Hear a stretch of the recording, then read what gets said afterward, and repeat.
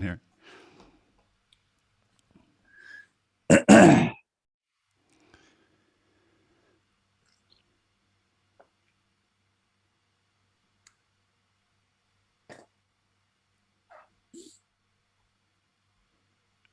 Okay. Let's see if we have connection here. Oh, we're live. Could anyone be so kind to just let me know if you can hear me well and we have picture?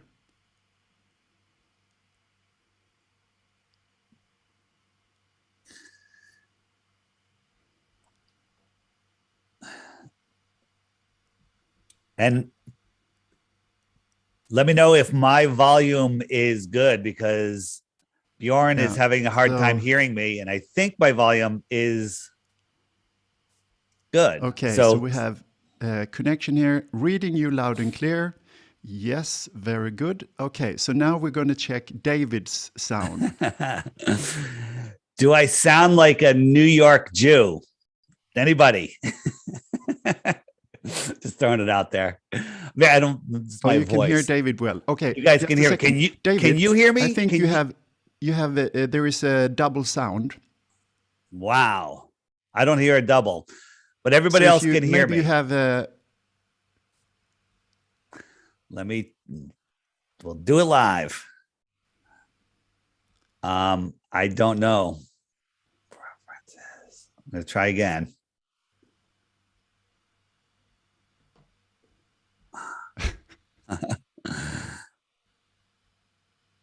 Audio. I think we got it. I think it was something on my end. Oh, can you hear me now? So, okay. No double. No, it's good. So okay. They say they hear you loud and clear. Everything is good. Okay. All right. Well, then let's get started. So, warm welcome to a very special evening with my dear new friend, David Weiss. Welcome, David. Thanks for having me. What's going on? So this is a very special evening where we will, first of all, it's the title is Our Great Awakening. And how our Great Awakening is in many different layers. As we start our awakening progress, we go deeper and deeper, and this is probably as deep as we can go. One of the big questions about our world. So we will have David to share with some amazing things with us to open our eyes and understanding of the world we live in a whole new way. And to start off with, we have a chat here where we will, in the end of the show, open up for Q&A. And so I want you to just enjoy the show, keep an open mind, keep an open heart, and that we treat each other here with love and respect, and that we are also good with that in the questions. So if anyone get triggered, yeah, David.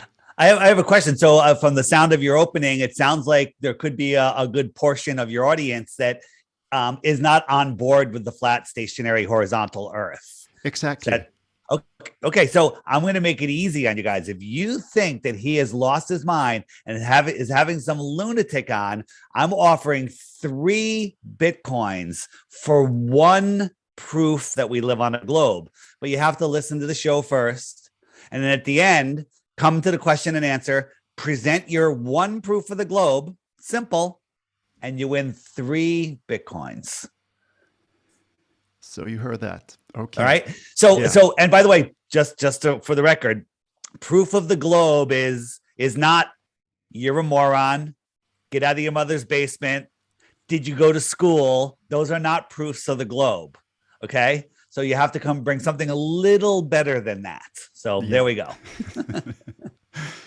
So I will make a short intro presentation, and then I'm going to let David loose. Well, we're going to So, have a discussion. We'll have a discussion back and Yes, forth. absolutely, absolutely. But just to summarize everything that's going on, I have made a little short intro here for everybody to just understand and be on board. So please bear with me, and I will open this up for all of you. So here we go. It looks like this. So we live in the greatest paradigm shift ever in humanity's history and evolution. And as you know, about 2 years back, this really came to a crossroad. One road that leads to a dark future, and one that leads to a bright future. And the dark one, as you see, goes to a cemetery.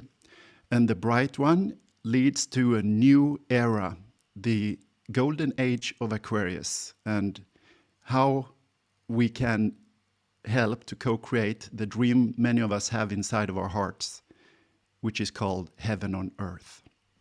So the first step in the awakening is how we start to understand that we're much more than this bodysuit, this human flesh, and we wake up, we have our spiritual awakening. And this is a little presentation giving you an overlay of what that means. So our old name as a species was Homo sapiens. And this time we're in right now, in this spiritual awakening, we are being upgraded to a new species called Homo luminous. And the old type was a type 0 civilization. That means that we still have war, we can't get along, and we are very low in consciousness. When we move over to this higher consciousness, we're moving toward a type 1 civilization. That is still just teenagers in the universe and all other civilizations that have come much farther. And a type 1 civilization is basically 3 steps. We live in peace and harmony with ourselves, no more wars. We live in peace and harmony with the animals. We live in peace and harmony with the earth. And with that comes also the abundance that opens up. When everything is open, we have technologies with free energy and all of that. So that is our next step, which we are moving into. And this is, of course, the big shift from living in our mind to be both mind and heart, to come from our soul, to live what's called in the 5th dimension. So we move from a lower consciousness in the 3rd dimension to a higher consciousness in the 5th dimension. And with this comes this whole list, as you see on the left, from living in fear and force to go over to love and power, to be in maritime and admiral law, to live in natural law. And you can just go through that list and you see the lower aspects of humanity on the left and the higher aspects of us on the right. So we're right in this shift and right in this upgrade, right in this spiritual awakening. Many here have come far. And as all of you know, there is many more that is just about to start this journey. So that is the first great awakening. Secondly, is to understand our vibration, our energy, and how the rulers of this world, they want to keep us in fear. They want to keep us in low energy by, as you see here, the cone structure, suffering and just getting by.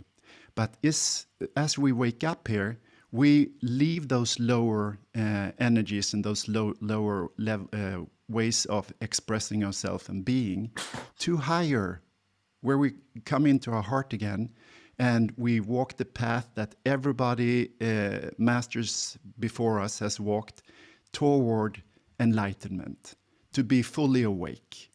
And with that comes flow, the magic of synchronistic events in our daily life, and being in that flow, high energy vibe, then we are also immune. So we don't get sick. We create magic. And this is how we are starting to co-create this next chapter on our earth plane, right? Next part is to understand that if we live here, the picture on the left side, in the third dimension of all the drama, all the war, all this lower consciousness, compared to coming to this understanding that we don't want to participate in that anymore. We're ready to move into this new era, the era of Aquarius and the Golden Age. And here we have a graph showing the biggest cycle of all the different cycles we have is the Vedic understanding. And from Bronze Age, iron, bronze, silver, we are right now before the clock ticks Golden Age. So it's a very exciting time to be alive on this earth plane. And we are right now going to dive into what this paradigm shift means. When we shift, and as light workers around the world working hard on getting all this drama and dark forces taken care of, so we can move into this new era, we need to find the truth about everything. And this, what we're going to talk to David about today, is so huge, it's so big. So I have actually decided to wait for many years to do this. Just because how we perceive our world, this is just a fantasy picture, but it's part of the propaganda, it's part of the programming, it's part of holding us back from realizing who we are, where we come from, and where we're heading. And I actually waited many years before I started to look into this because it was so ridiculous just to listen to the word flat earth. Of course it's round, you know. The old programming is so strong, so you don't even look at it because it's so ridiculous. But I decided one day, okay, I'm going to take a look. And then I started to look. And every point on the list I researched was undeniable. It was just truth after truth after truth. And here I'm going to move over to you, David, because this is actually one of the reasons I contacted you.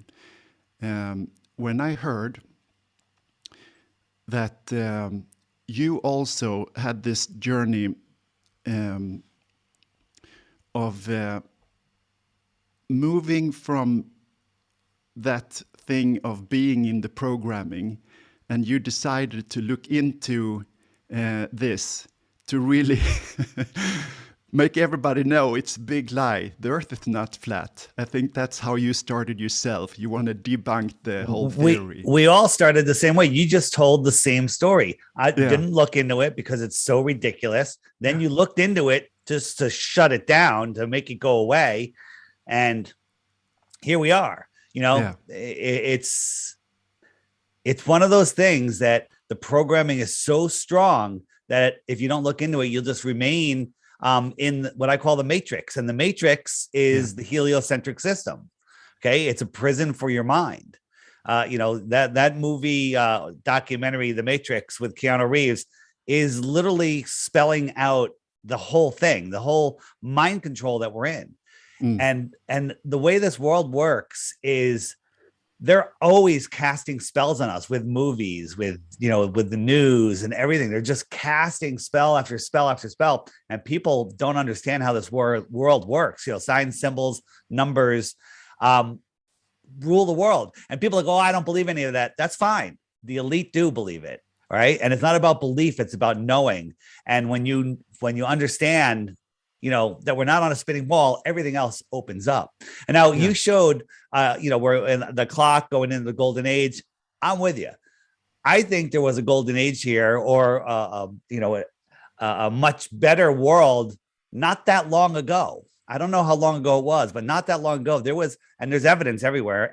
Everyone, every day when you go out, you're seeing it. There was an advanced civilization here that knew how this world worked. Okay. And somehow, some reason, don't know, it was all taken away, and some very evil beings took over the world and decided to make us their slaves. Yeah. So there is a great saying, goes like this: always start with the end in mind. So let's open up our third eye and see the world that it's actually, how it actually is, and then we backtrack from there.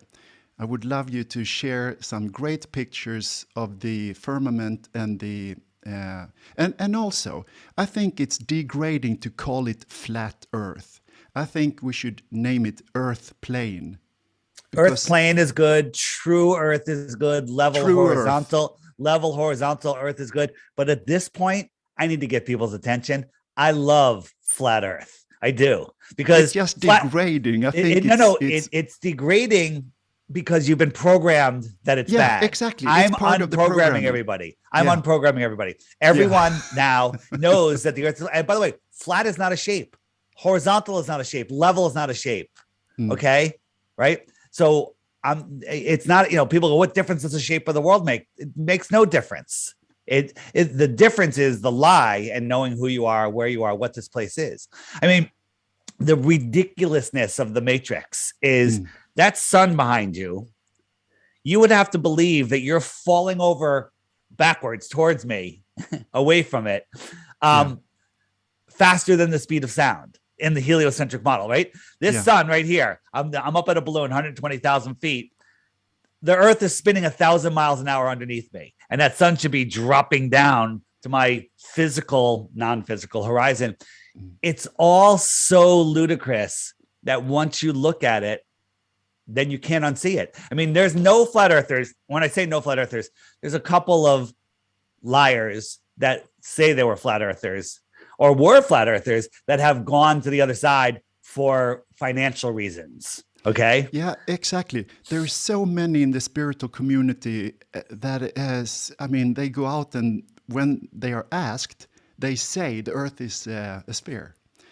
And I can't believe it, because it's so many that I really like, some that I've been following for years, that has great information they share. But when it comes down to this, there's so many that seems to have been bought or, When I was in my early days of truth seeking and looking into everything, and I hadn't even heard of flat Earth, I would be listening to show after show after show. And then as soon as somebody mentions Jesus, Muhammad, the Bible, any religion, I'm like, oh, religious freak. I'd throw out all the notes I had on them, and I would find another channel, because I didn't believe in any of that. Now, I'm not a fan of religion. I am a fan of knowing there's a creator, because there is a creator. And this is what shows you. I'm not saying any religion is right or wrong. It's your journey with the creator that matters. But when we go into what gets me is when you look into the Bible is, from page 1, a flat earth book. It's all about a flat, non-rotating, immovable plane. And in the app here, I have this biblical list. This is anybody that's a Bible person that thinks the Earth is a globe, a Bible person that thinks the Earth is flat, or not a Bible person on either side of the fence. You need to watch these videos. These videos are amazing. And the first video on the list is called Flat Earth Dear Pastor. It's 8.5 minutes.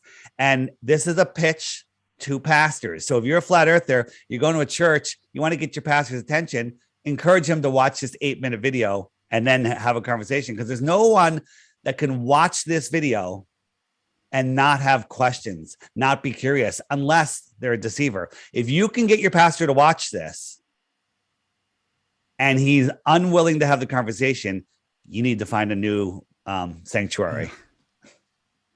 But hey, let's start with a beautiful picture of the firmament and the map. A beautiful picture of the firmament and map. Do I have that? I have, You know, I've been keep saying there's so many pictures of Earth, but there's just drawings of the flat Earth. I mean, the globe is all photos. So first, if we look at what they show us the globe is, it's absolutely ridiculous. So this are all different space agencies showing us, oh, this is where we are. These are all paintings. Okay. There is no photo of flat Earth, because imagine you're in a room with 10-foot high ceilings and that room was 50 miles wide. Could you take a picture of that room? You couldn't. Even if you looked across the room, the ceiling and the floor are going to merge in less than a mile, half a mile. They're going to merge. And that's the limit of your vision.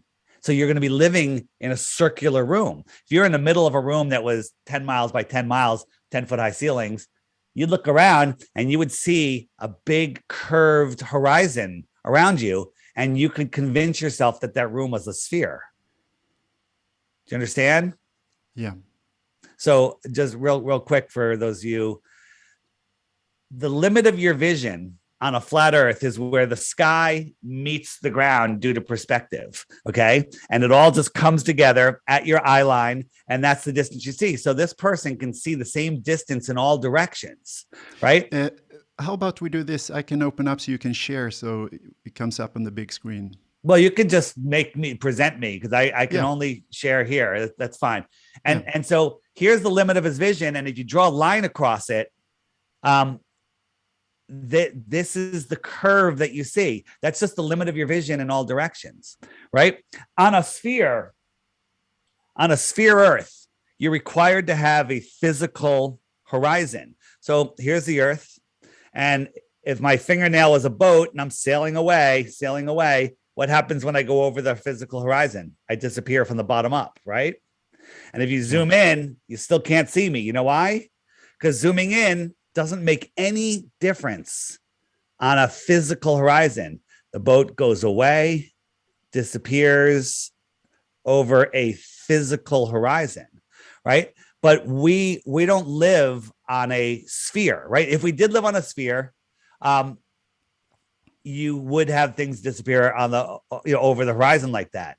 But we don't live on a sphere. And here's a simple picture. And those of you that watched me have seen it. You don't see anything out here. But as we're zooming in, so we're zooming in and we're increasing the angular size, and all of a sudden you can see there's a boat there. Okay. And that's just because I'm increasing the angular size. Now, this boat was going away. It would get smaller and smaller, but I'm zooming out. The boat's not moving. So it's the same as it going away. And look, it disappears from the bottom up. Now you can't see it. And if you're a globe believer, you believe that that's over the curve, but it's just gone due to angular resolution. Yeah. Let's add to that also, David, that if we take into account now the mathematics that they have given us, how big the sphere is, how big the world is, when we zoom in like you do right here, it's actually beyond that point.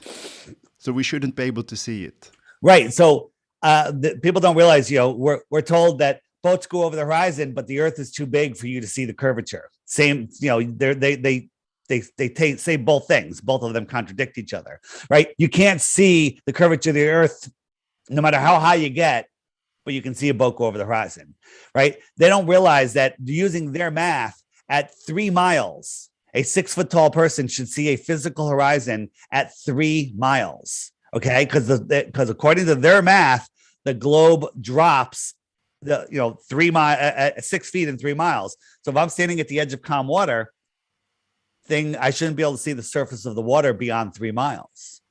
And unfortunately, we can zoom in on all sorts of things that should be below the horizon, right? Here's just a very famous one of lots of videos on this. Camera's at 1 foot. This is at 9.4 miles away. There should be 59 feet of curvature, right? Now there is a little compression here, right? This is atmospheric. And in the distance, you can see the surface of the water far beyond it. If you watch the video, you can really see it. But there should be 59 feet of curvature. The horizon should be 1.2 miles away or something like that. Yeah, 1.2 miles, right? And then the water, you should never be able to see the surface of the water again, but we can see it. This here is indisputable proof, not that the Earth is flat, that the Earth is either 1,000 times bigger than they're telling us, that's a problem, or it's flat.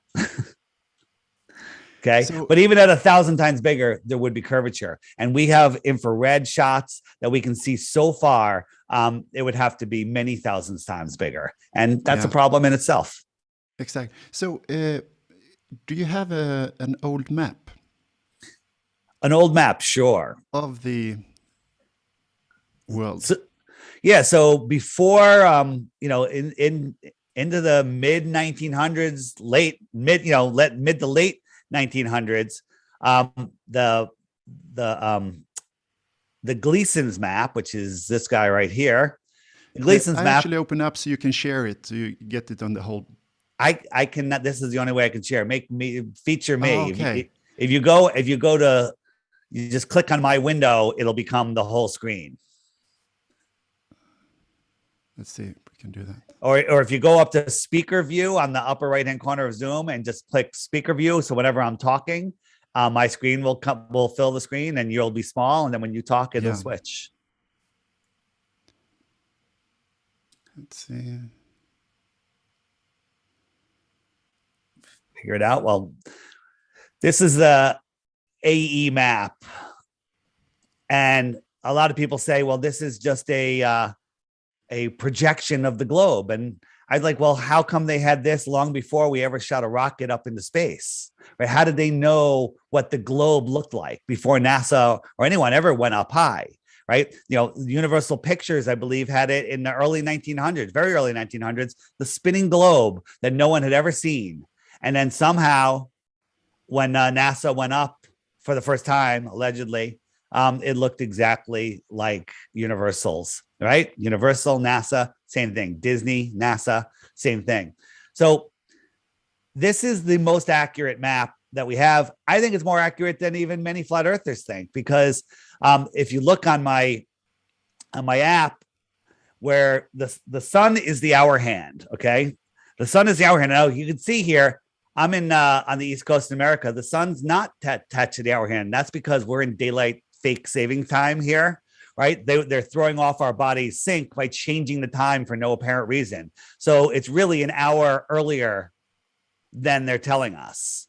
Okay. So that wherever the sun is, it's noon. If I called my friend PK up in Sydney, Australia, bam, he would say it's noon right now and the sun's directly above him or off to the side a little bit. And wherever that is, it's noon, wherever the sun is. So this is based on the Gleason's map.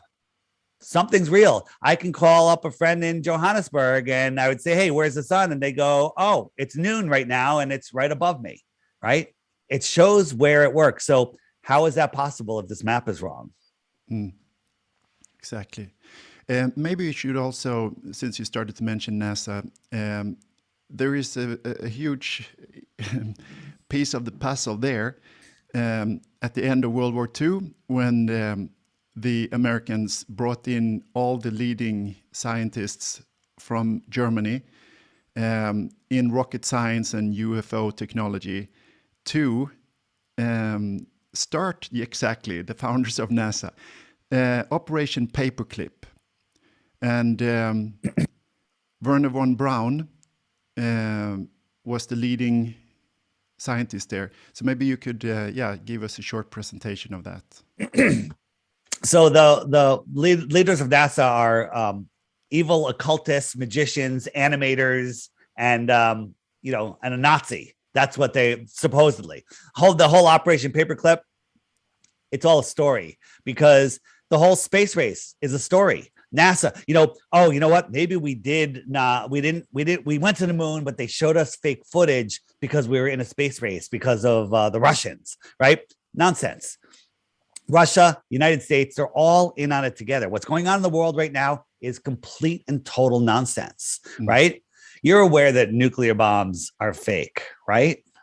Are you aware? Oh, let's go. We'll backtrack on that in a minute. Okay. And so this one is a huge one, especially right now. And I'm going to show you guys where to find that information in very, very easily.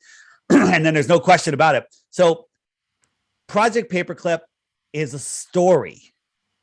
Okay. It's a story, right? But we can stick with the story. These are the people that ran with that founded NASA. Now, Wernher von Braun in 1957, he wrote a book called Project Mars.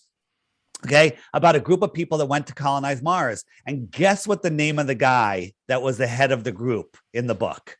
Guess what his name was? I don't know. Elon. Okay. Okay. This is the rocket that Elon wants to go to Mars in. Okay. Right. This is the rocket. And Elon a couple months ago tweeted, I want to redesign the rocket. I want to make it pointier. Okay. I want to make it pointier to kind of look more like this. Yeah. Right. And now, by the way, you go on Amazon now, this book, the rocket's gone from the cover. They changed it. They're changing it because people are listening to me and listening to other people. I'm not the one that even came up with this. I found it. But just jumping sideways a second, and don't forget, we're going to go back to nuclear bombs. This is Elon's test of his rocket. I'm not editing this. This is in real time from beginning to end. Now look at this thing. We got a camera on board and a camera sideways. Look at this thing. How fast is this thing moving? Very slow. Now look, we have a camera angle from the side, far camera angle now, and then it'll cut back, right? It's still a side view. So it's not very high, because if it was really high, you wouldn't have a side view. Now look how high it is, right? Side view, look at the smoke, analyze, use your brain. How fast is this thing moving? Now look how high it is, okay? Now look, now the engines are off. This is 40,000 pounds falling out of the sky. Look at the smoke. How fast is this thing falling? Is this 40,000 pounds falling out of the sky? Watch, ready? Now look at the smoke. Look how slow it is. Huh. This is falling out of the sky with no propulsion, right? Imagine dropping, look how high it is all of a sudden. Imagine dropping a car off the Empire State Building, how fast it would go down. Look at this thing. Look at this thing. Okay, now watch. Oh no, look how high it is all of a sudden. This is their live footage, supposedly live. Now it's going to come on, and watch the hero cameraman. He gets underneath it. Watch. It comes on. It somehow rights itself. Cameraman gets right underneath it. And then 2 of the 3 rockets are going to go off. Watch. 2 of the 3 engines are going to go off. Little fire. Look how slow it's moving. Look at the smoke. Use your brain. And watch. It's going to land with a whole bunch of CGI smoke. Okay. And it lands upright. Look at this thing. This is put off as real. If you can watch this and not know it's real, this may not be the right podcast for you. A PewDiePie, I'm sure, has something within the last week or 2. You can go check him out. Okay. And so that's where we're going. I mean, this is absolute insanity, right? And to top it off with Wernher von Braun, his gravestone, it says Psalms 91. And in Psalms 91, it says, the heavens declare the glory of God, and the firmament, the dome, showeth his handiwork. Why does a rocket scientist, Nazi from Russia, have that on his gravestone? And I'll tell you why. Because they always have to tell us what's going on. We're in this maritime law thing, and you're talking about natural law, where we really should be. But these cretins are deadly afraid of us and karma.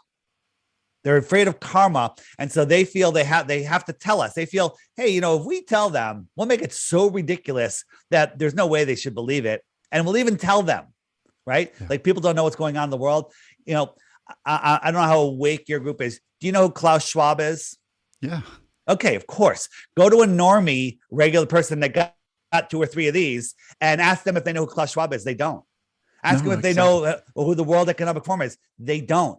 And what did Klaus Schwab do? He wrote a book called The Great Reset, right? Literally documenting everything that's going on. So they feel that, like, when people fall for this, they're like, well, it's not like we didn't tell you. You had free will. You could have said no, right?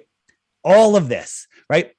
The matrix, the heliocentric model, same thing, is a prison for your mind, and you have every opportunity to unplug from it. Look at Neo at the beginning of the movie. He's plugged into the heliocentric model. Okay. He's depressed. He doesn't know what's going on. He feels something's wrong. He's trying to wake up. And then at the end of the movie, he's completely disconnected from the heliocentric model. He understands who he is, where he is, and the power of his mind, and nothing else matters, because he figured out who he is, what he is. And that's the problem. People are like, where did you go to school? Where did you get your degree? Right? Degrees are levels of indoctrination. The higher your degree, the less you know. Okay. The more you believe. Right. And I tell people, did I tell you where I live? Did I tell you where I live? No. I live in Connecticut. Okay. So where do I live? Well, Connecticut. Do you know that, or do you believe it? Well, I believe you. You believe me because we're trusting people. That's how we are. We want to just, what? We can't just go live our lives not believing everybody. We trust people. But if somebody burns you, then maybe you don't trust that person. They burned you twice, they're finished, right? Okay. You believe I live in Connecticut. Your gut intuition tells you I live in Connecticut, but you don't know it. Okay. If you wanted to know it, you'd have to do a little research. It won't be too hard. You go online, check out Facebook, check out my friends, check out where they live. You can see their houses. Maybe you can figure out an address. Oh yeah, that's it. And, and you can cross-reference. You can see where, and you're like, his jobs.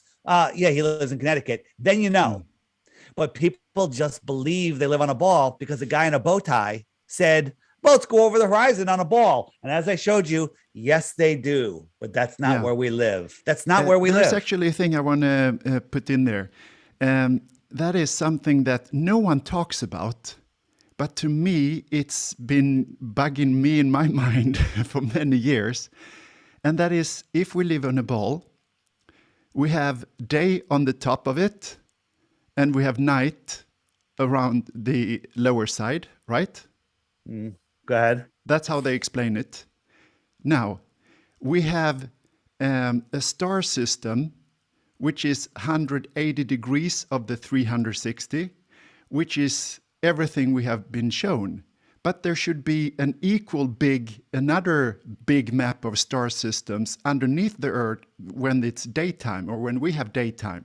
And since we have cameras that are so well developed today and technologies, we could easily zoom in, or we could go out in space like they show us they do all the time, and see all the other stars that we don't see when we have daytime. So if they really want to fool us, they should have made the second part of the the night sky as well. Well, so they have an explanation for the why the stars change, because this sidereal day versus a real day, it's like 4 seconds or 4 minutes different every day. And then, that's why the stars change. And in a helio nonsensical, ridiculous model, it makes sense. But what doesn't make sense is, here's the sun. And let's say this is June over here. And if I'm over here, it's noon. And if I'm on the other side here, let's pretend this is the equator right across the middle. So if I'm on the equator on the opposite side from the sun, it's midnight. And when I look up is that way, right? Up is straight off to, I can't point, straight off to my side. And you're looking at stars. Okay. So the stars you see are over there, right? Stand in your room, draw a couple dots on your wall and go, those are the stars I see at midnight. Okay, great. Got it. All right. Draw a little, pentagram, whatever you want. 6 months later, the Earth is now over here and midnight is on the other side, because there's 4 minutes change every day. 180 times 4 minutes is 12 hours. And now it's that way. Now I look over there. How the heck? Yeah, that's a good one. Okay. I should see an entire new universe of stars. Okay. Yeah. And we don't. Now, there are some stars that you only see certain times of the year. And that's because they're in the day sky for part of the year and they're in the night sky for part of the year. But there are stars like the where I am, I can see the Big Dipper all year long. I could see there's the Orion's Belt. I can see it all year long. That's a equatorial stars. That should be changing. I shouldn't see them 6 months apart. Right? And then and another thing is, right? If we look at think about the movements of the solar system, right? The movements of the solar system are insane. We're spiraling out of control, right? Yeah. We're spinning, crawling, and twirling, traveling 4.5 billion miles a year, and all of the other stars are moving in their own directions, right? How the heck do all the stars reset every year? Every year. Go out tonight, look at the stars at a certain time, draw a little pattern, make a little chart, put it away, set an alarm for next year, same night, same time, go out to the same spot, and every single star will be in the exact same position. That wouldn't be true a day apart, let alone a year apart or a century apart. Okay. And year after year after year. And they say, well, the stars are so far away that there is no parallax. I don't want to say it. Plus, R word. Plus one more thing. Yeah. And that is that they say the universe is expanding. Oh yeah, we're on a friggin' a loaf of bread that's expanding. We're on a raisin in the loaf. It's if you listen to certain scientists, they say everything they do shows that we're at the center, but they can't admit that because philosophically for them they have to ignore it, and because it puts us in a special place. They don't want us to know that we're at the center of creation. They don't want us to know that we're special, right? And I just heard a stupid podcast where they're so smart breaking down I think it's from Cambridge, breaking down flat Earth. And they're like, well, flat earthers, they want to feel special and they believe this, but they can't explain this. Straw man, gaslighting. And then, people like, oh, you just want to feel different. I do not want to feel different. I want to feel the truth. We're truth seekers. We're not conspiracy theorists. There's a bad word, conspiracy, right? Yeah. Conspiracy is where two or more people conspire for their own benefit. No, that never happens, right? That's an impossibility. There's no such thing as a conspiracy. There's two or more people. Yeah. Absolute insanity. This is the Georgia Guidestones. Yeah. And they're here in Georgia in the USA. Where are you located? I'm located in Malta. In Malta. Okay. So I don't know if you know about the Georgia Guidestones. Besides having the 10 commandments of the New World Order on them, there's a hole in the center one. And when you look through that hole and you do a little time lapse, you'll see that Polaris is through that hole, our North Star. How is that possible? We're corkscrewing through space, spinning and whirling and twirling. We moved 4.5 billion miles from where we were last year. And in 10 years, it's 44 billion miles. How is Polaris still there? And the heliocentrists, they'll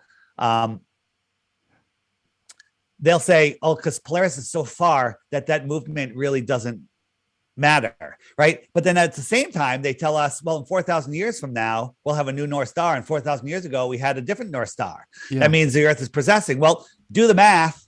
In the 40 years that this has been up, it should have moved over a half a degree. A half a degree would put it way out of that hole. Yeah. Okay. And then the other thing is we're arguing that there's no parallax from a star 433 light years away, where it's scientifically provable that you couldn't see Polaris at the size that they tell us if it was 6 light days away. Okay. But it's 433 light years away. And for those of you that just short circuited, let's say this is a light year, right? And then here's 2 light years, and here's 4 light years, whatever. As it goes away, it exponentially gets smaller and smaller and smaller. Every time you double the distance, it should be a quarter of the size. Okay. So, our sun, if it was a mile over our head, it would fill the entire sky, right? You with me? If our sun in the heliocentric system, right? Remember, they tell us the sun is a giant ball, like one of those big yoga balls, right? You with me? Yep. So if our sun was a giant yoga ball and it was literally a mile in the sky, you would look up and you would see this. This would be your whole sky. It would fill the whole sky, right? Do you agree? Mm-hmm. And then we move it 93 million miles away where they tell us, and now it's this big. It's the size of a coin held at arm's length. Yeah. If I doubled the distance, how much smaller would it get? Yeah. Right? It would be a quarter of the size. At best, I think it would be smaller. If I made it 24 times farther, it's scientifically provable that by magnitudes that you can't see it. Okay. The equivalent with Polaris would be 6 light days away. That would be the equivalent size of this being 24 times as far, and you can't see it, but they tell us it's 433 light years away. Here's the problem. What I just explained to you, any of you that could not follow that simple math have been programmed not to think. You've been programmed to memorize and regurgitate nonsense. Yeah. Okay. It's simple math. Good. First of all, there's so many things when you say, I want to put things in. One of the things is the Great Pyramids and Chichen Itza and many others has the same thing with the sun at winter solstice and summer solstice. So it's many places around the world, not just the Georgia Guidestones. And then the next thing is, could you be so kind to take up a map where you have the sun and the moon, how it shifts around on a flat surface, and explain a day how it really is? Sure. One other quick thing. This is a monument, a very cool monument. It's a war memorial. Not a fan of that. But all of these holes line up with the sun and light up this emblem on the ground here at 11:11 on 11:11 at 11:11 a.m. Right? They love their numbers. And how could that happen in a heliocentric model? Right? How could that possibly happen? Yeah. It's impossible. Right? So here. This is the Flat Earth Sun, Moon, and Zodiac Clock app. Are you familiar with my app? No. Okay. Well, this is the tool that you can find all the information. It's on how the Earth works. I'm gonna just quickly turn off the daylight savings time so people aren't fooled by the elites. Daylight savings off. All right. So, I'm not even showing you the thing. Sometimes I forget to do the transition, right? So here is the map of the world. We're looking straight down. This is the Earth pond. The shoreline of our pond is Antarctica. Antarctica goes on for, we don't know how far. We can get into that in a little bit if you like. Okay. So wherever the sun is, it goes around once a day. The sun keeps track of the hours and the days. Very easy, right? And it laps the moon once every 28 days. Let me speed it up. And you'll see that it's getting closer to the moon each time around. So the moon's phase and position keeps track of the weeks and the moons. There used to be 13 moons of 28 days. Okay. And then it'll lap the moon. And once it laps the moon, it'll start waxing again. You have a little new moon for a while where there's no moon. And then you'll see that the moon starts emerging, trailing it as it's gaining on it. And you can see where the moon is. And so the moon keeps track of the weeks in a month. Let me slow it down. And we turn on the zodiac. The stars are spinning in the sky, in the firmament, in their fixed positions. Same direction as the sun and the moon, but they're going slightly faster than the sun. Now, remember, the sun's going faster than the moon 28 times around, it laps the moon. The stars are going slightly faster than the sun 365 times around, they lap the sun very slowly. So right now the sun is in this constellation, it just moved into it. It'll slowly fall backwards through it. Next month it'll be in this one, and the following month it'll be in this one, and the following month it'll be in this one. Okay. And so the stars, and then 365 days from now, we'll be right back to where we are, all the stars in the exact same places they were. And if you notice in here, this is spinning to the west, right? The sun is spinning to the west. West is a clockwise circle looking down at the earth. The moon is spinning to the west. That means the sun, moon, and stars all rise in the east and set in the west because they're going west. They want us to believe in the heliocentric model that the moon is going around the earth this way. The earth is going around the sun this way. The earth is spinning the opposite way, right? All of this nonsense when just look up. No matter where you are in the earth, you can say, oh, it's going clockwise in the south and counterclockwise in the north. Rises in the east, sets in the west. Okay? Very, very simple. Very simple. Right? Did that answer your question? It was actually not a question. I just want the audience to see it. Yeah, let me show you another thing. So You guys have heard of the Tropic of Cancer and the Tropic of Capricorn. Why are those two special? Why don't they mention the Tropic of Sagittarius or Tropic of Leo, right? Yeah. The Tropic of Capricorn is this yellow line. Why is this yellow line the Tropic of Capricorn? The Tropic of Cancer is this inner yellow line, okay? So the sun migrates 6 months in and then 6 months out. So let's just jump it forward to June. So in June, it's over the Tropic of Cancer. Australia is having their winter because the sun is far away.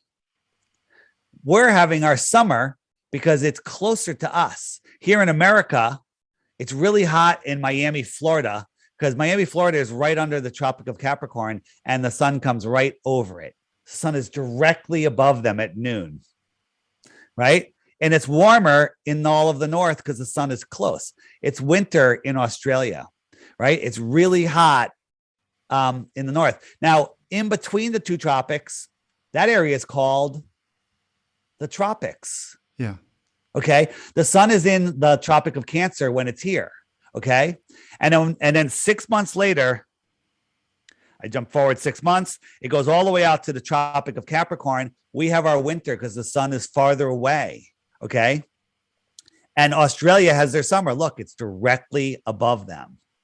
Right. Right. Real quick.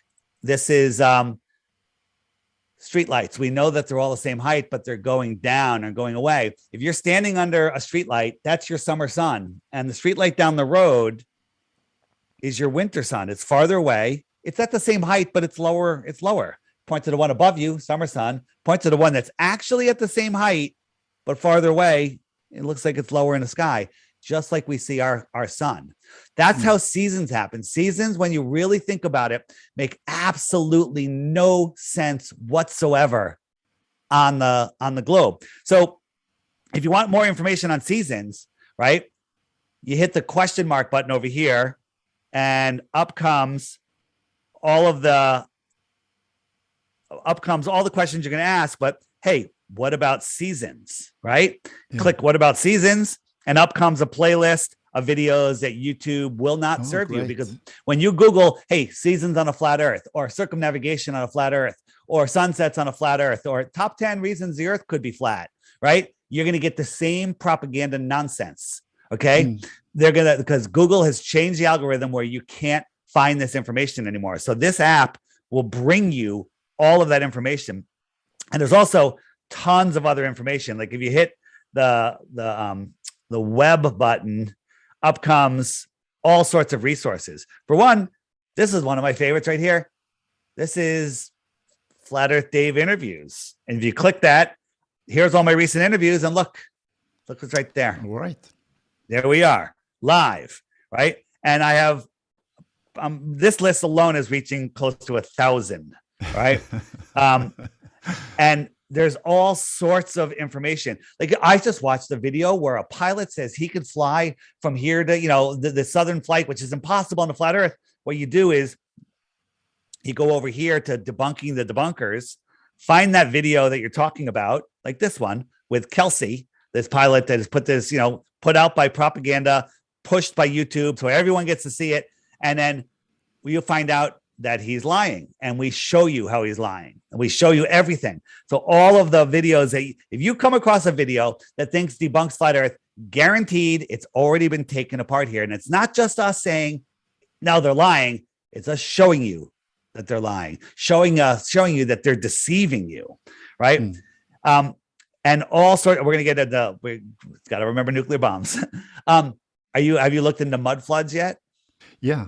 Okay. So again, hit that mud floods button, subscribe to the channels that you like there. You're never going to be bored again. Okay. Yeah. You're going to not have time. If you're a book reader, amazing books on flat earth and all sorts of stuff. And there's playlists in different languages, all sorts of stuff. And here's the challenge for you globe, and I want to say globe clowns, because that's not nice, or heliocentric believers. Every day there's a new video that pops up right here. You get a little push notification, says, hey, new video on so-and-so. And then you click it, you click that thumbnail, and you watch it. The challenge is watch that video every day for 2 weeks. And at the end of that 2 weeks, if you think you have a glow proof, send it to me, but hit that question mark before you do to make sure it's not answered there, because it probably is. If you don't want to wait, you can hit this archive button and you can get all the videos from the past for the last 3 years, all organized by month and year. And, then you can see there's also images, right? If you go over here, let's let it load. For those of you that believe we went to the moon, you believe that we landed on the moon in this thing. Yeah. Okay. Absolute, complete, and total nonsense. Right. So that's the Flat Earth Sun, Moon, and Zodiac Clock app, Android, Apple. It's $3. Oh, one more thing. It's $3. There is a subscription if you want to be able to send messages to other flat earthers. But where are you located? Malta.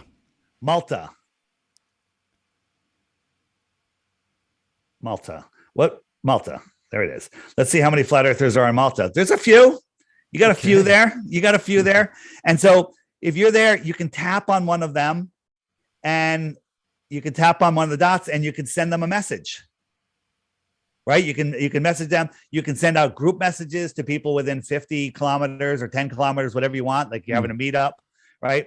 On the bottom left here, if I hit that number button, that just brings me up to a faster loading map. Look, these are the people around me that have it. This is the UK. Look at the UK.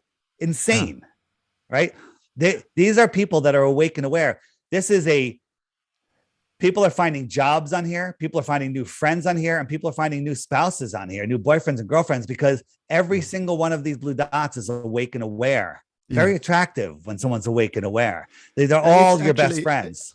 Yeah, it goes together with the complete thing we're in, Everything ties together. So once we come to be curious about the world, how it looks, the real truth, there was actually a good question here. I was thinking to ask it later, but since we talk about it now, let's ask it. And that is, since we're children, we have this question of why to everything. And the question, of course, comes to why? What do they gain by playing us here with this? This ties right back into your opening. It's to keep us in a prison for our mind, right? All of those blue dots don't buy into all of the nonsense. They're steering your mind with the news. The news is an acronym: North, East, West, South. Okay. They're steering your mind with, that's all the news is for. You turn on the news. What is it? Murder, war, disease, right? That's steering your mind. They don't want you to know. They want you to think you're spinning out of control, lost in space. They want you to believe that you're in a godless, or at best distant God universe. They want you to believe that if there is a God, he forgot about you. They want you to believe that we're running out of food, water, dinosaur juice for our cars, right? That all of that, when there's free energy, there's abundance. There's so much land here in the United States that every family could live in the state of Texas with a half an acre and still be room in Texas, let alone the rest of the country. And that's just a little piece of our country. Okay. They're lying to us about the population. They're lying to us about everything. Yeah. Okay. And if you believe that you're spinning out of control, lost in this heliocentric, impossible, scientifically impossible space vacuum, then you could believe that there's a little boogeyman flying through the air. And if you don't wear a toxic piece of paper over your face and inject poison into your arm, that you're gonna die and kill grandma. Okay. You'll believe anything. Yeah. Right. So that's what this is about. That's why they faked the moon landings. Right.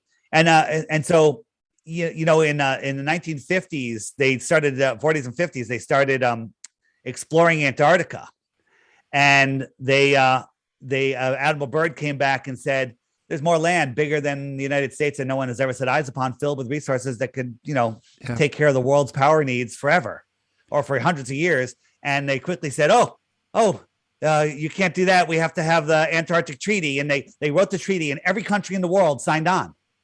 Every country in the world signed on that we can't explore Antarctica, and you can't even question it until the year 2041. Can you name another treaty that has lasted that long? Yeah. You can't, because there aren't any. Okay. And then all of a sudden they go, we're going to the moon. Look over here. Don't look over there. Don't look over in Antarctica. Look up here, the moon, place you can't go. And we went to the moon a whole bunch of times. Nonsense. That's to make you believe further that you live on a ball, right? So here's why they don't want you to go to Antarctica, right? They want you to believe that Antarctica is just this continent at the bottom of a ball. They tell us it's the highest land on Earth, but in reality, Antarctica is the land that surrounds our pond. It's the container of our pond. Large bodies of water, though Earth has a large body of water, lays flat at rest. And it needs a container. You don't believe me? Go to a pond and lower the shoreline in one spot. Lower it lower than the water and tell me what happens to the water.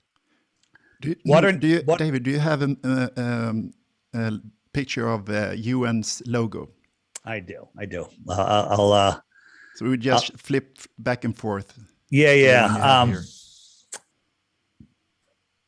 Where do I have that? I think that's under maps. I don't show that often, but you know what? I will. Oh, here it is. Boom. I found it. Here is. Whoops. Here is the UN logo. These are all the agencies that run the world, and they all have the flat Earth map, right? And this is Antarctica. What's out here? It's all the flat Earth map. Yeah. Right. So here's the question, and any of you that are new to this should be asking is, what the heck is beyond here? What's out here? Yeah. What's out here in the outer space? Right? If we live here and they tell us Antarctica is the highest land on Earth, well, that's how it contains the water. It's high. If it was lower, water would flow to that lower space. Okay. So here it is. You've heard about the ice wall, Game of Thrones. It's not an ice wall. It's the ice shoreline. Okay. Right. But they want you to believe, that Game of Thrones, this is the ice wall. Boats go over and fall off into space. When in reality, this is the ice wall. Here's Antarctica. It's like 200 feet higher than the water. It's a container of our water. So the question I always ask, and by the way, since we're not allowed to go there, wait a minute, people go to Antarctica all the time.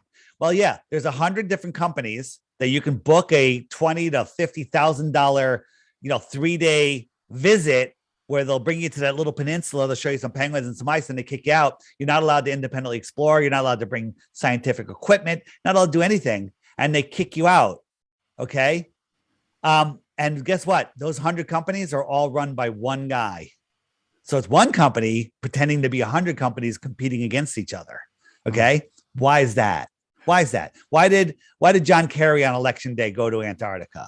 Okay. Why do our world leaders go there at the weirdest times ever? Right. Yeah. What's out in the outer space? And again, anything beyond the shoreline of Antarctica is speculation. But what if? Remember how far I was telling you the stars are? Ridiculous, right? What if we lived here? Out here is extra land. Civilizations. Extra land. Well, extra territory. Might they even be civilizations? Well, extra territory. What's a shorter way to say that? Extra terra. If somebody lived out there, you might consider them an extraterrestrial. Right? And if they came to visit you in here, where'd they come from? Outer space. The outer space, right? Now that's just a couple thousand miles versus the closest star is 25 trillion miles away. 25 trillion miles away. You can't even fathom what that is, right? A trillion miles. If you're going a mile a second, which nobody has ever gone, and you went for 1 trillion seconds, you're 1/25th of the way there because you've only gone 1 trillion miles. You got 24 trillion miles to go. You with me? Very simple. Tell me you're with me. Yeah. All right. So a mile per second for 1 trillion seconds, you're 1/25th of the way to the closest star where the next star is magnitudes farther. Okay. How long is 1 trillion seconds? Do you know? No. You want to guess? No, not really. It's 31,000 years. All right. Okay. Just think about that for a second. 1 trillion seconds is 31,000 years. I say that in every show, and every time I say it, it blows my mind. Yeah. 31,000 years. Guess what? In my book, 31,000 years doesn't even exist. I don't think the Earth has been here nearly that long. Okay. 31,000 years.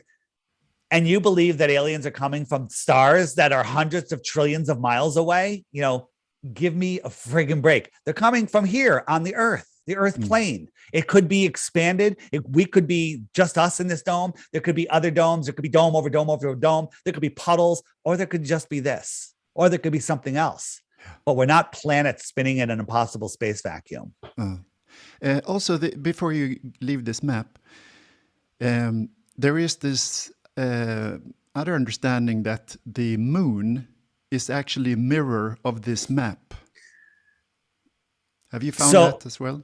So there's a lot of research that needs to be done on that. And when I first heard about it, I'm like, I'm not so sure about that, but I'm going to show you where to find the information. And again, get ready, because it's going to blow your absolute mind. But what you're talking about is, where is it? Where was it? I forgot where that was. Earth Maps. I thought it was right here. So there's a series called by E. Warrenon. And he talked about how the moon is a map of the earth. And there's too many similarities, too many possibilities that is, it could be true. Here it is. There it is. I found it. All right. So this is the moon. Yeah. And this is our known world. It's also important to say it's the reflection that is perfect. Is it a reflection, or is it the projection? The projection can also be, yes. Let's just say this. We don't know. We can't touch it. We don't know what the moon is. We don't know how it works. We don't know anything. All we know is it looks the same for some reason. Yes. Right. And so here's the thing. Our earth is living. All of the lights we see in the sky are living. They're sentient, in my opinion. We're all part of this giant living system, which you might call God. I don't know.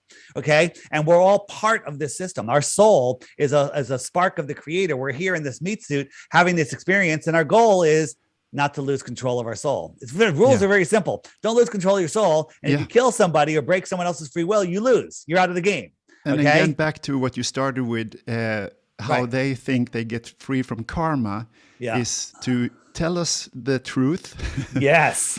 Embed it in their propaganda and make us have our free choice to choose to do it anyway, like the injections. Right. And if they do, they are free from karma. However, that's not how the universal law works. You know what? I'm with you on that. And gosh, I hope you're right. And I think you're right. So, and I think God wins in the end. And I was a full-on atheist before I discovered flat earth, because I don't see any proof. It's because I never really looked and I never really thought about it. Like my human eye, I'm looking at a computer screen here. I got a window. There's raindrops on the window. There's trees in the distance. There's a house beyond that, and colors and senses. And all, I can see all of that while I'm talking to you. I can process all of this from what? An amoeba turned into a fish, turned into a monkey, that turned into a human. Yeah. Give me a break. It's the dumbest crap ever.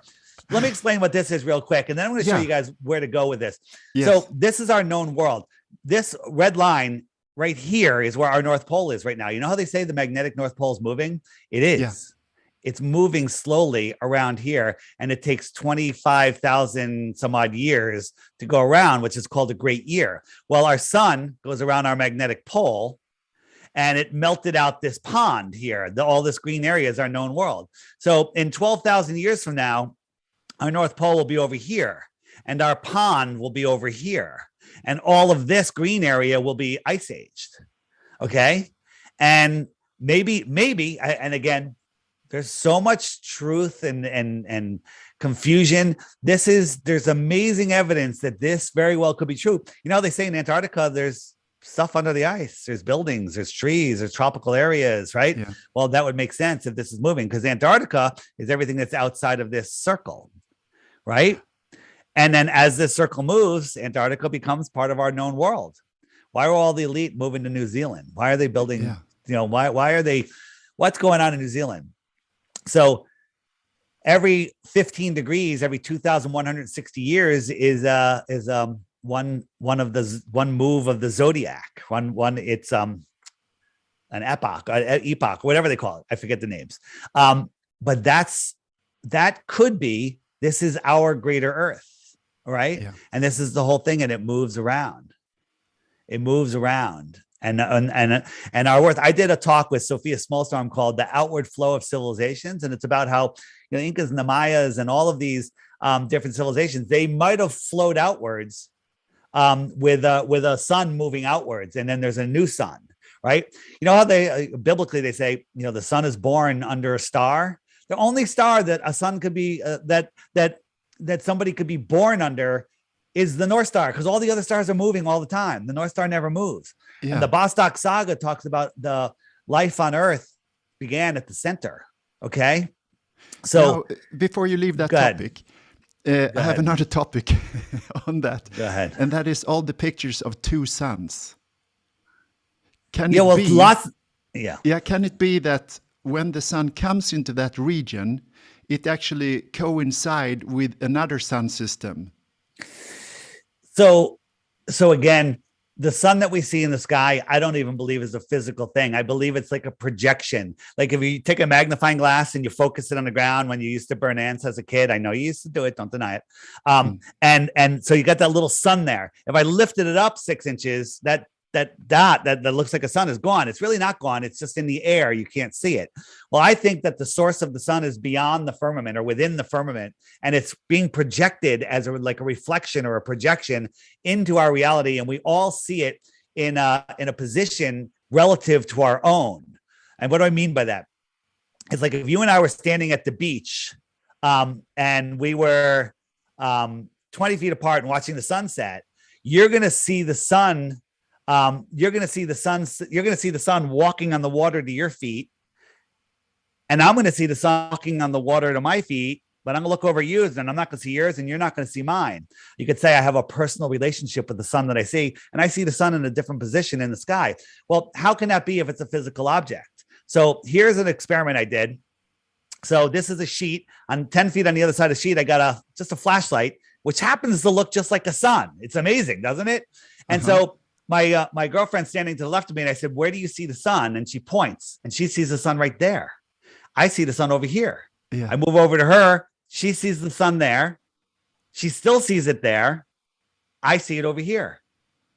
We're seeing the same sun in two different positions. Okay. And it's like, well, wait a minute. If the sun's a reflection, how is it so hot? And I was in Las Vegas at a conference, and it was 3:30 in the afternoon. I'm at the pool. I'm eating a fajita. No, what's it with the two things are together? Is that a fajita or a whatever it is? And the sun is beaming on the side of my face, and it's friggin' hot in Las Vegas. I don't know if you know about Las Vegas. So hot. And I'm like, I'm going to be toasted on one side and not on the other. And I say, maybe I'll go to the other side of the pool so I can face the pool and get the sun on the other side of my face. But meanwhile, off to my left was the hotel, but 100 yards away. And it had a big mirrored sections on it, and the sun lined up with one of those mirrors, and it looked just like the sun, of course, because it's a mirror. But the heat coming off of that sun was amazing. So I closed my eyes. This is before I was a flat earther. And I said, if I didn't know which one was the real sun, could I tell the difference? And I couldn't. Years later, and I thought nothing else of it after that. Years later, doing this, I'm like, that reflection was just as hot as maybe that reflection. Yeah. Maybe they're both reflections. I was actually thinking about the actual pictures that exist. There are some of So some of them, I'm going to show you a video, and this is going to answer a lot of questions and show you the phenomena of two suns. And again, anything that is up in the sky that we can't see, can't touch, we're not sure. So in the app, I'm going to hit the question mark button. I'm going to hit the what about eclipses, and I'm going to scroll down a few to a video that I made called Our Projected Sun. Okay. And I'm going to fast forward through this for a little bit. Hold on. Let me go back. The project. Hold on. Is that the right one? This one. All right. So here is, let's go back. So here is an eclipse that I'm filming. It was a little hazy out. And here's an eclipse that I'm making with a projector on the backside of a paper towel, and I'm eclipsing it Okay. So this was an actual eclipse that was filmed, and this is the lens flare. But what is this thing right here? Now, the sun is like 80% eclipse at this point. This is just so bright, it's blowing out the camera, but it is, you put a filter on, it looks about that eclipse. I'm like, why is this eclipse? And how come it's locked to the sun? Right? It's not moving. So it's not a lens flare. Lens flare moves. This one doesn't move. Okay. So think about this. What if this is the real source of the sun? Just like this, right? This is the projected sun. So here's my sun. Here's my bottle cap eclipsing it. And it looks just like an eclipse, right? And during an eclipse, you can't see the moon, the supposed moon, approaching, eclipsing, or exiting the sun. You just see the eclipse. You don't ever see the moon, which is a problem. So then I did it again with a thinner material. Here's the source. I'm seeing through the material here. Okay. Do you see that? Yeah. I'm seeing. So there is the source behind the sheet. This is what we see. And sometimes when the conditions are right, you can see the projector. So that's where you see the second sun. Oh. Right? Interesting, right? Did you follow that? Yeah. Okay. So last thing before we open up for questions, that is, what is your understanding or thought about all the sayings about the birth of the new earth? I think that that the earth is trying to restore itself. We're going into this new age, and the evil is losing its grasp on us, and God is revealing all to everybody, and it is the apocalypse. The apocalypse is the lifting of the veil, right? The hiding of the deception, and people are waking up. And so now they're trying to keep us all in fear so nobody can see. When you're in fear, you can't see, you can't operate. If you're lost in space, you don't know what the hell you're seeing. If your paradigm is that you're on a ball running out of food and nuclear bombs are going to happen, we have nuclear bombs, that you can't make any decisions. You end up giving your God-given power away to these bastards that are running the place. Real quick on eclipses. They're not real. Not eclipses, nuclear bombs. They're not real. Hiroshima, Nagasaki, 3 days later, the trains were open, the sandwich shops were open, the flower shops were open, and everybody was back to work. And you didn't know about this because only one reporter was allowed to take pictures and write articles. Anyone else that did was put in jail. Okay. There's no radiation there. Radiation's a lie. Hiroshima, Fukushima and Chernobyl, nonsense. People still live there in Chernobyl, happy, kids, animals, plants, all of it. And so where do you get this information? There's a podcast, which literally is better than any college ever. It's called Crow with 2 R's, CRROW 777radio.com. It's a paid podcast. I highly recommend subscribing, but you can just go on YouTube. You can get the first hour, Crow 777 radio, and it's episode 053. Okay. 053. It's called No Nukes or something. Listen to the first hour of that. That should be enough. You don't need the second hour, but I highly recommend subscribe just for that second hour and then cancel if you want. Okay. If you listen to that, this is what it'll do to your life. Anytime you're listening to the mainstream or anybody talking, anytime you're listening to the mainstream or anybody talking, you hear a world leader say nuke, anything about nukes, you immediately know they're an actor on a stage and nothing they say is real. Okay. That takes the fear out. Here's the thing. They need us to pound the war drums to start this war. And if everyone's afraid of nukes, people are going to say, you know what, we got to do this, or there's going to be a nuclear bomb, nuclear war. It's going to take out the whole earth. It's all nonsense. Right. But if everyone wakes up to this nuke hoax, then they can't start the war. They needed 9/11 to start the wars in the Middle East. And they pounded the war drums. I pounded the war drums. I fell for it. Okay. And so educate yourself with this 2-hour podcast, and it changes your life as big as flat earth. When you understand that we're not spinning out of control, lost in space, and that nuclear bombs don't exist, radiation is a lie, right? The nuclear radiation, there's a guy named Galen Windsor who used to eat plutonium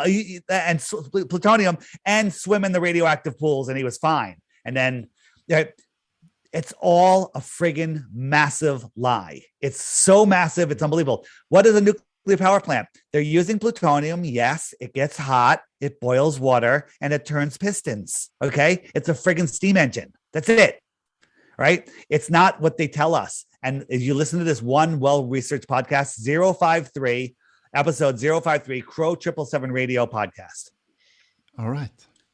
All right. Thank So you let's for go to sharing questions because I literally have 20 minutes max. Oh, you have until the hour. Okay. I have not till the top of the hour, until like a quarter of. Okay. All right. All right. Well, then we get cranking. Yes. So, thank you for all that you have shared, David. Fantastic.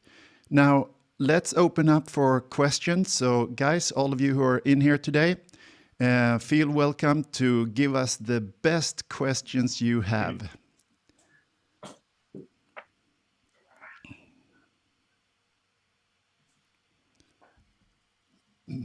All right. I'm back. Okay. Getting a little warm. I get a little heated. Okay. So we have the first question. I think we covered it basically, but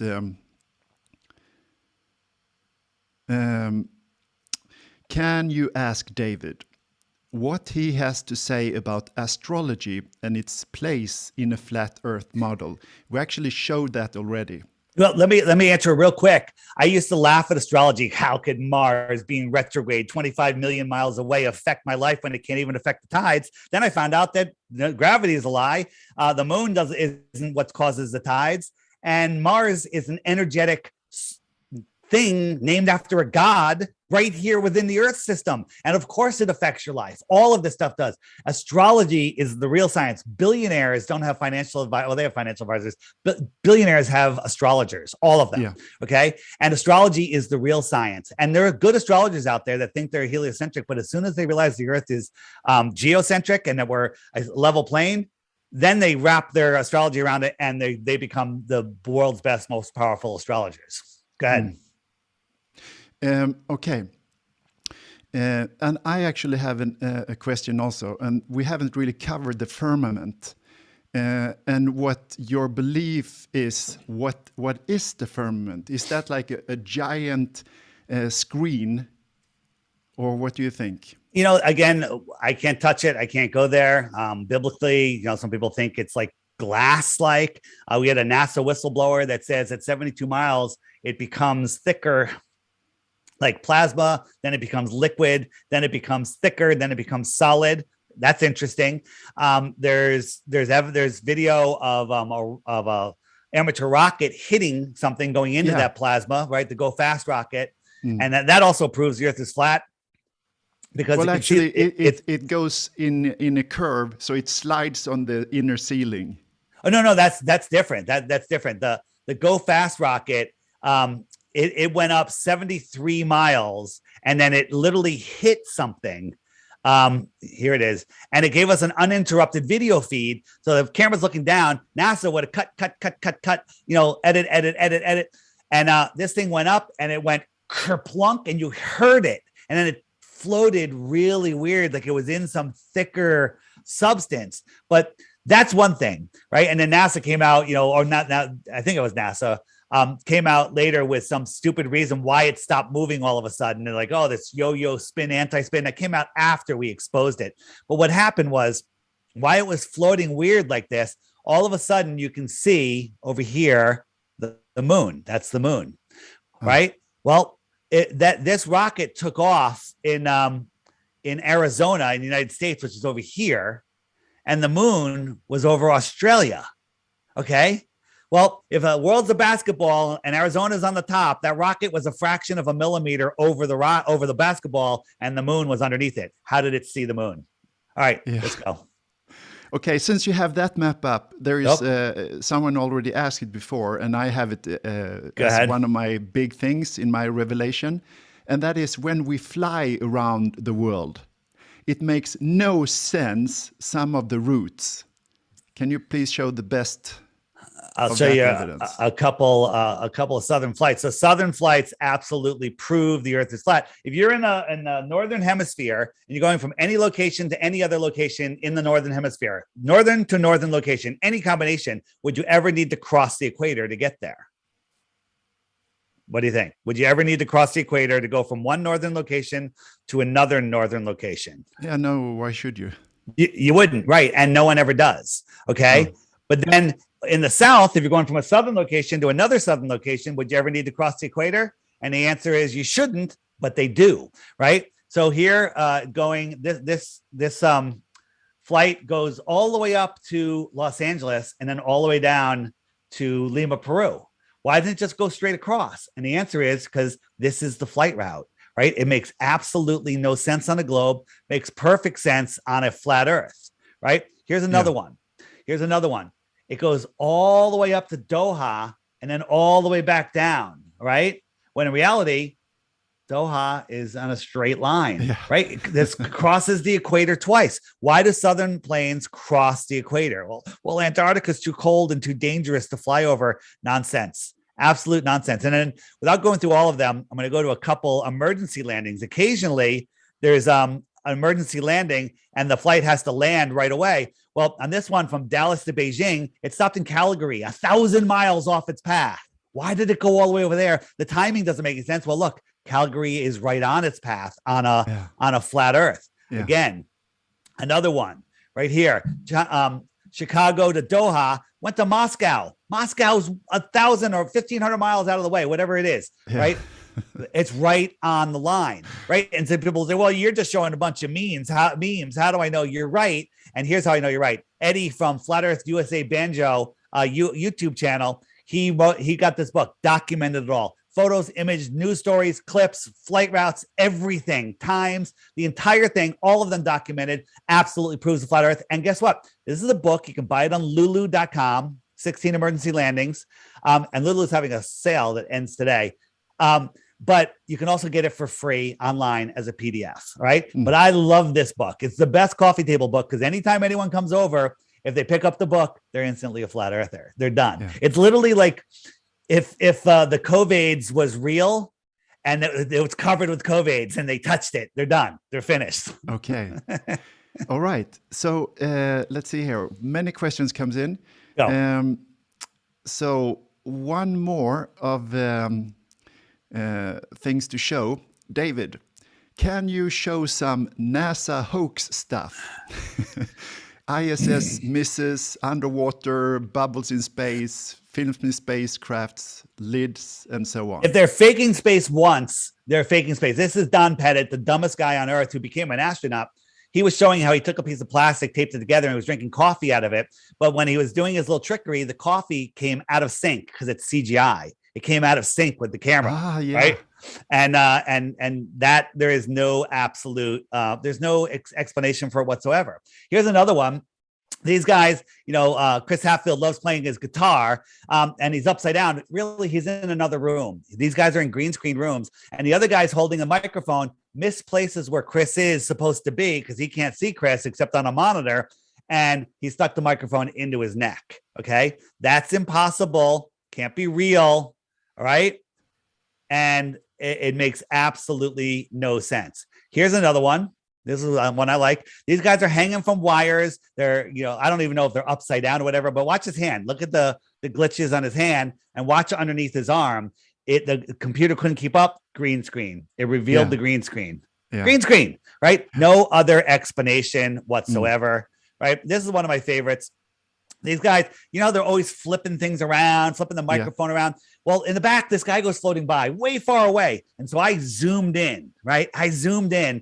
You can see his harness and the wire, right? And the NASA fanboy, heliocentric occultists, they come back and go, well, they wear the harnesses for safety. I'm like, how do you hang from a wire in 0G?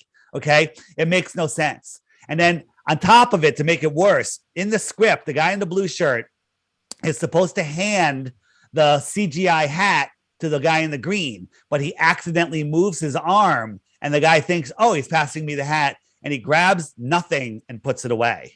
Okay. He grabs nothing and puts it away. Watch.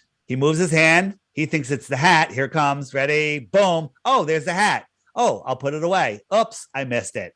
Okay. I just got it repeating there. Okay. And then they're freaking out. This guy's eyes are flipping all over the place. They're either got contact lenses on that are showing them where the objects are, or they're looking at something behind it. One more, and then we'll go to the next thing. This is a real ball. It's filled with helium. It's neutrally buoyant. But right here, oh, look, a stuffed animal showed up. Watch again. There's no stuffed animal here. Now there's a stuffed animal here, and she's manipulating it. It's called augmented reality. She's moving CGI objects. It's all done with computer graphics, right? Yeah. They're hanging from wires. It's all nonsense. And now, one of those is enough. One of those is absolutely enough to prove that NASA's lying and we didn't go to the moon, and that's it. I have another one as well, and that is the understanding that all the pictures, or what we think are pictures of our globe, are actually manipulated. And I saw some video where you showed some cloud systems that was the same cloud systems in the globe after globe after globe. Right. There's a whole bunch of those. Where is it? Here is just well, this one, we can look at that for a second. Let me find it. This is, where did I go? I'm gone now. 1 second. Where did it go? My blue marble. I meant to move it. Oh, here we go.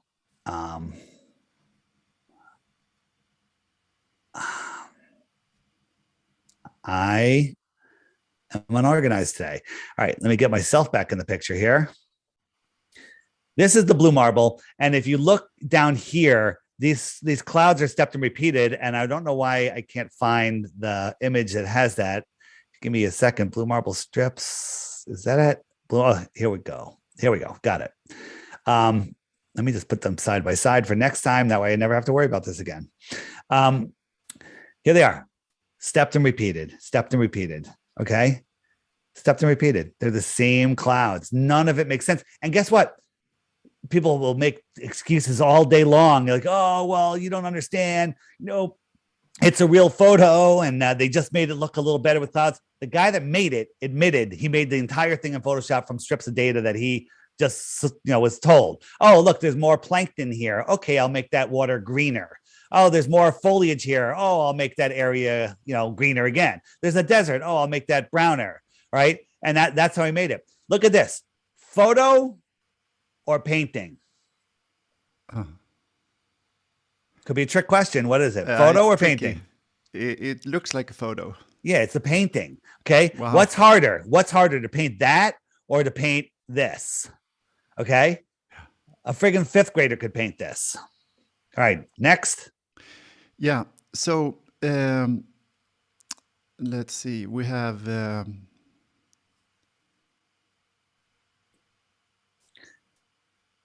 Let's see here. Yeah. So we have one who is not convinced yet.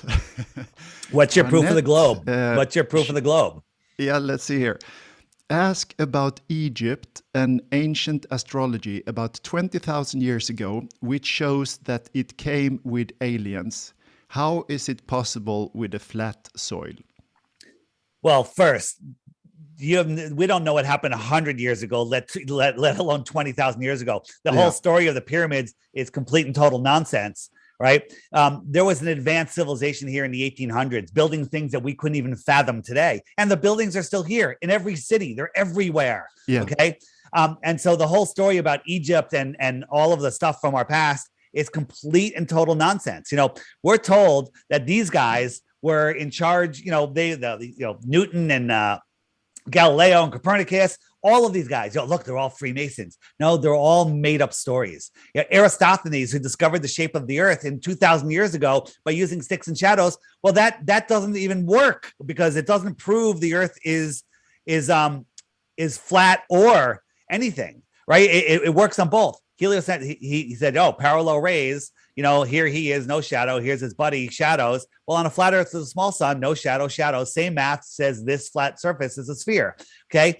All nonsense. If he figured out the shape of the earth back then, and he'd be the most famous friggin' mathematician ever, but no book ever mentions him until the mid 1900s when the Rockefellers took over the educational system. Okay. All nonsense, absolute nonsense. So the whole story about aliens and that stuff, no, here, Earth, advanced people living in a golden age, building things that we can't fathom, levitating things, manifesting things, okay, using their minds to build rather than, brute force and nonsense. Okay, so next question, it's Håkan. He wonders what's underneath the flat Earth. Right, and I wonder what's underneath the Earth. So if you look at the deepest hole ever dug is called the Great Borehole, and this actually isn't the Great Borehole, but it looks something like this. And I believe the Great Borehole is in I'm spacing on the name again. In the Ukraine. It's in the Ukraine. Interesting, wow. Right? Yeah. And so the deepest hole, they got down just before 8 miles. They hit an impenetrable barrier, and they tried to drill farther and farther and farther, and they couldn't. They couldn't get through it for years, burning, blowing it up, drilling with diamonds. Nothing could get through it, and then they finally gave up. Well, if the Earth was an apple and the core with the pits were the center, they barely drilled through half of the skin of the apple. Wow. Think how thin the skin is. And the ground penetrating radar, like, hey, there's no more rocks, then they hit more rocks. There's no more water, they hit more water. The ground penetrating radar was wrong the entire way. Okay, it was wrong, right? But then they hit this impenetrable barrier, and they know there's pits in the center. Okay, 4,000 miles farther, they tell you, and they show us this in school. They're laughing at us so much. Let me show you how much they're laughing at us. What's at the center of the Earth? What were you told? Yeah, they call it magma. A molten magnetic core. Yeah. Molten magnetic core. Well, look up what the Curie point is. Any magnet heated before it melts loses all its magnetism. So how the hell can you have a molten magnetic core? Wow. Makes no sense. They're lying about everything. They're showing us memes, and then people just friggin' believe it. It's absolute insanity. Yeah. So, yeah, a good question is, how big is the lie? And the answer is beyond what we can imagine.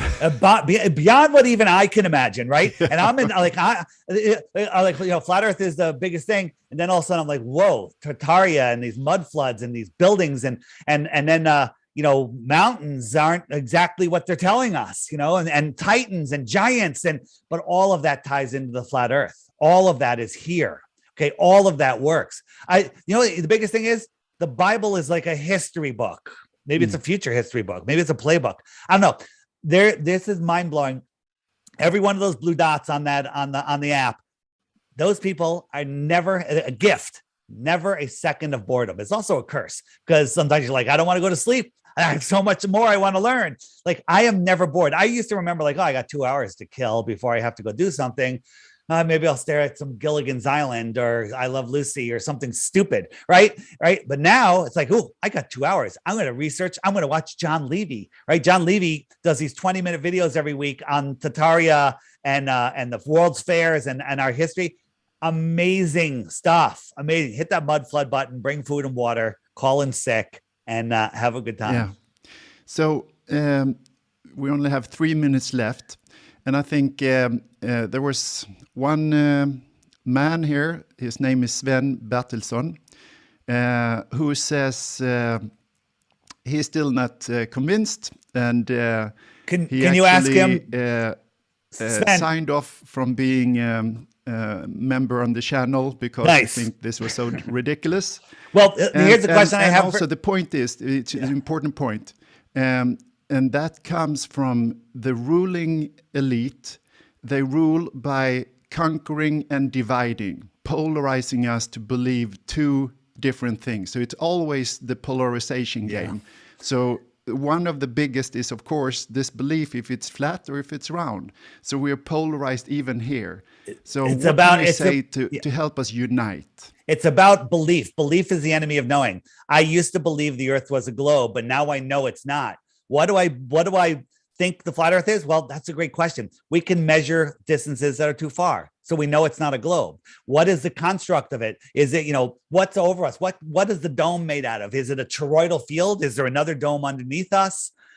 These are all things that we're figuring out, but there's so much evidence proving that we're not on a ball, that the earth is stationary and level. Every scientific experiment about the rotation of the earth and its movement and curvature have failed miserably and proven the opposite. So here's the thing for Sven. Sven, you unsubscribed. Why is that? Are you being willful? Like, if you unsubscribe, it's because you think the earth is a globe. Ask yourself why. Give me one proof and you get 3 Bitcoins. I think that's worth resubscribing for 3 Bitcoins. If you believe the earth, if you think this is stupid, that means you believe that the earth is a globe. Why do you think it's a globe? Other than somebody told you. Well, other than I can't imagine how that many people could lie. It's not that many people, right? I can't imagine them keeping a secret. They can't even keep a secret in the White House here, and the answer is you have no proof that it's a globe. And listen, Sven, I was you. I banned people from our social media for life for even suggesting that I look into it, right? And now it's the greatest, knowledge I've ever found. And it's truly amazing. And those people that can't see it, I kind of feel bad for them. So before you go, we have another minute. Go. So we have just over an hour and 45 minutes showed proof after proof after proof after proof what they say is the real mathematics and science, all of it. And we have debunked thing after thing after thing. And there is still some that they can't take it in. Belief is the enemy of knowing. Yeah. If you believe, and I was actually going to come to that we have been in the Piscean era of belief, and now we're moving to the Aquarian time where we have to know. Yeah, belief knowing is when we, right. Belief is the enemy of knowing, but your ego is the protector of belief, right? You, you ever hear the term ripping the rug out from underneath you? Well, when you find out the earth is not a spinning ball, you rip out your entire foundation, which you really didn't even have one if you're spinning out of control. Your entire worldview is gone. And here's the problem, guys. We don't like having our ball taken away. We all love, people love balls, all right? And don't take that the wrong way, okay? No. People love their globe, right?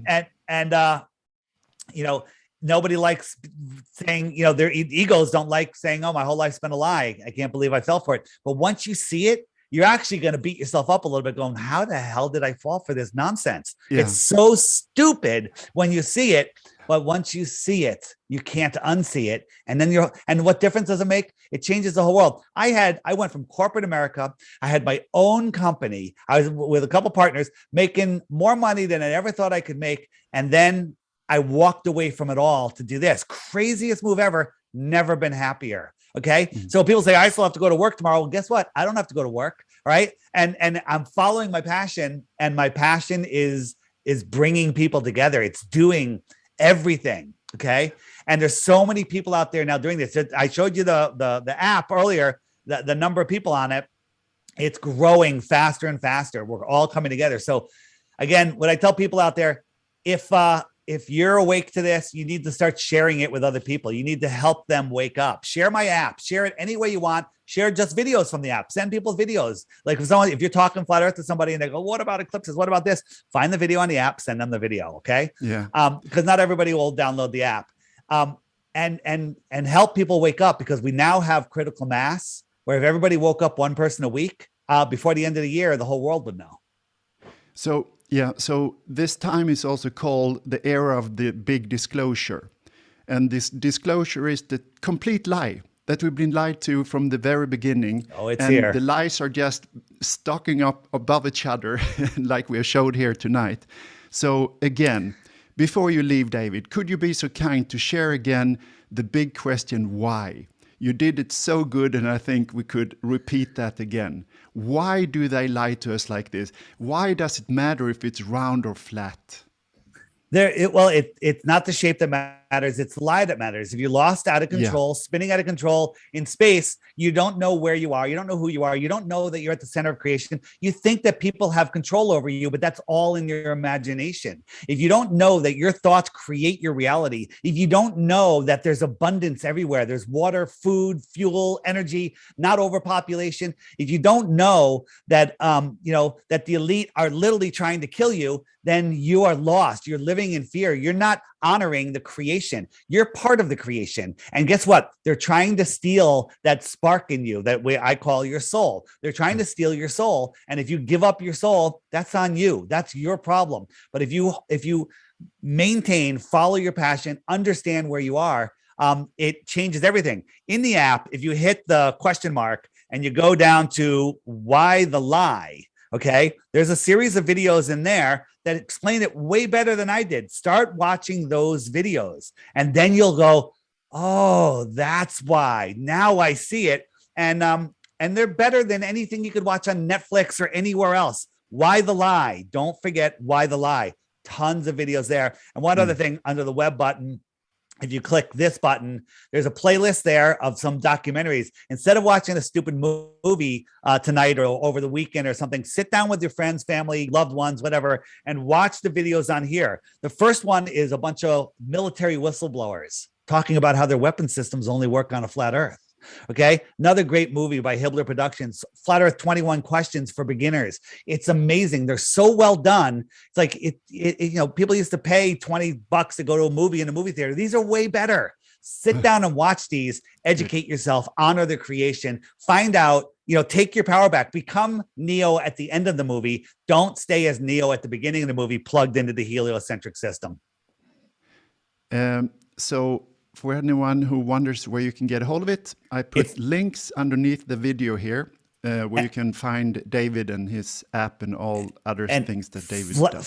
FlatEarthDave.com is all you need to know. If you forget the name of the app, which is the Flat Earth Sun, Moon, and Zodiac Clock app, long name, long reason behind it.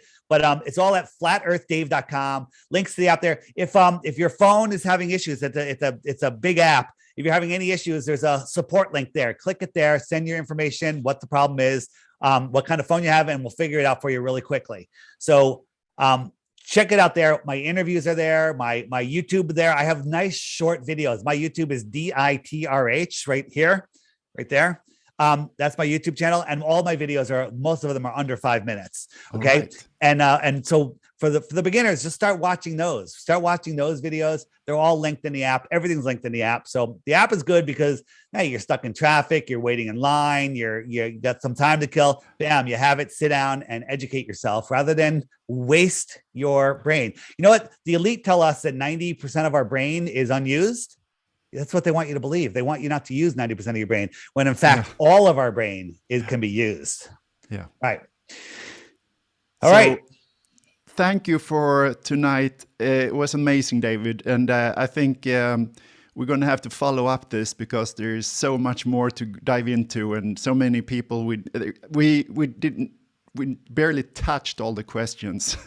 Well, I understand. And you know what? I don't mind doing it again. Let's schedule something in a couple of weeks out. If you're triggered, ask yourself why, find your one proof, claim your 3 Bitcoins. And when you can't, lay your ego down and welcome to your new life. Yeah. Thank you again, David.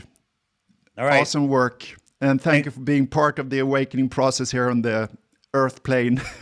Thanks, guys. And check out the app. I highly recommend it. Just go read the reviews in the App Store and make sure that you don't get there's a one by the Flat Earth Society that's on the Google Play. That's not mine. They use the same name, some of the same graphics, but it's a horrible app. So don't send me an email telling me my app stinks, because it's not my app. Right? My app is the highest rated app in both stores. Okay. All right. So everybody that's been with us tonight, super thank you. It was awesome to have us, all the questions you had. And for you who are more interested in the questions, there is so many great questions there to look at. And then think for yourself.